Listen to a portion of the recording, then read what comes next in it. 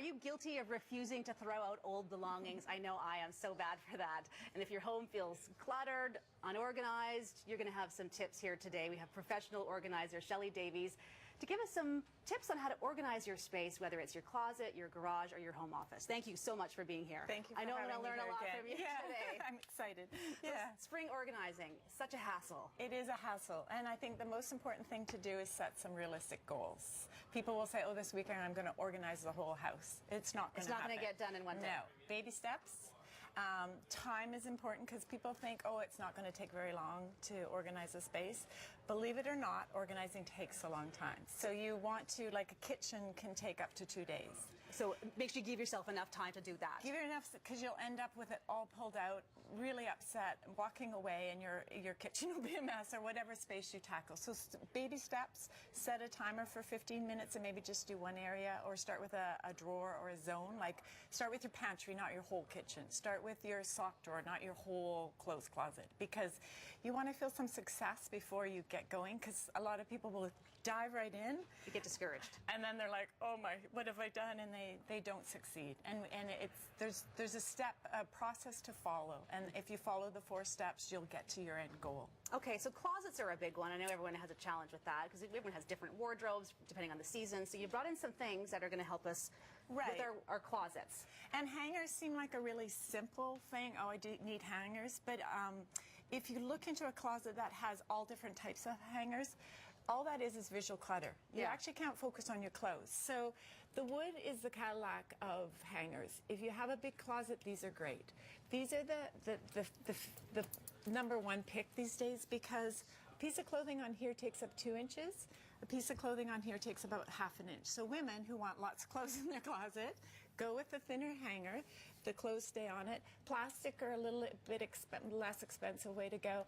And these are just a no. These are bad for your clothes, too. Terrible for your clothes. They stretch them out. They're hard on any kind of thing that's hanging on it. So as soon as you come home, take the plastic off, outload them.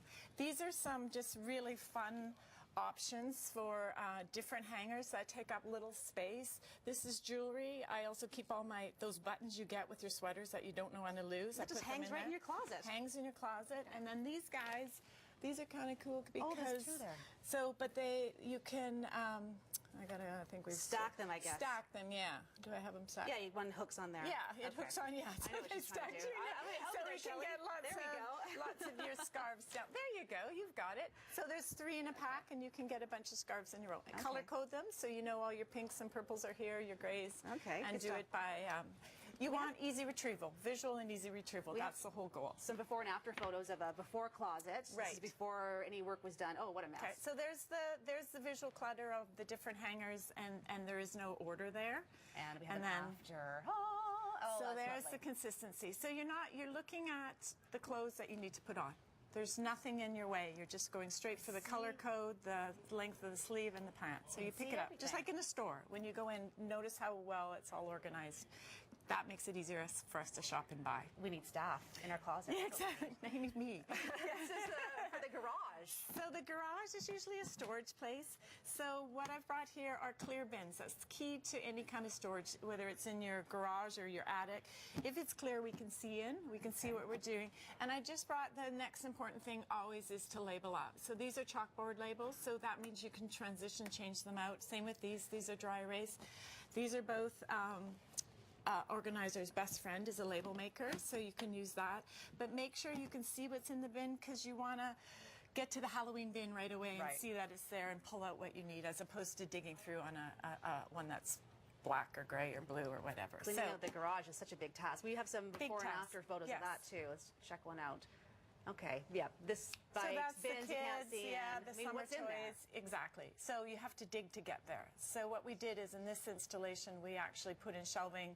We went to the smaller bins, so then the kids didn't have to dig as deep for things, labeled it all up so everybody could see what they want. So whenever you're organizing, you want easy retrieval, you want home for everything, and you want visibility. And labels. Yeah, because you want to go in and get it. So.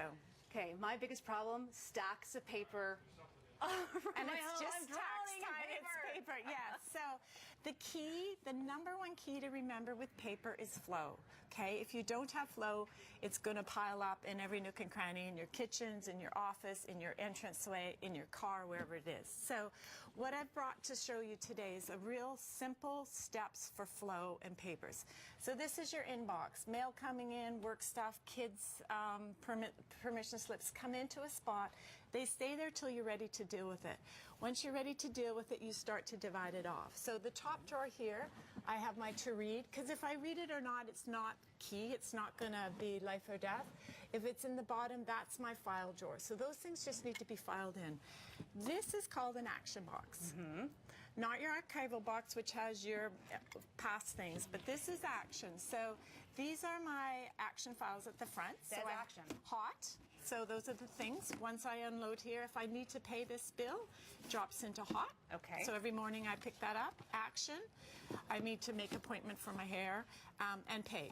So these are the key ones. If I don't look at these each day, I'm in trouble. Okay. Back here is where after these flow into life, I file them away. So I've got my medical, my dental, my son's school stuff. This can go anywhere. Like I'm seeing a lot of kitchens are having little office areas. Yep. Unless you set yourself up, it's going to be that big pile of chaos. That's so right. it's flow. Bring it in. Don't deal with it till you're ready. Once you're ready to deal with it, send it off where it needs to go by priority. Make it Read, look so file, action. You make it look so Get easy, going. Shelley. Yeah, oh, it is. Once you get the systems in place, it works. Okay, we'll have to give it a shot. Listen, great tips. Thank you so much for joining us today. And for more on Shelley's spring organizing tips, you can go to our website, ctvmorninglive.ca.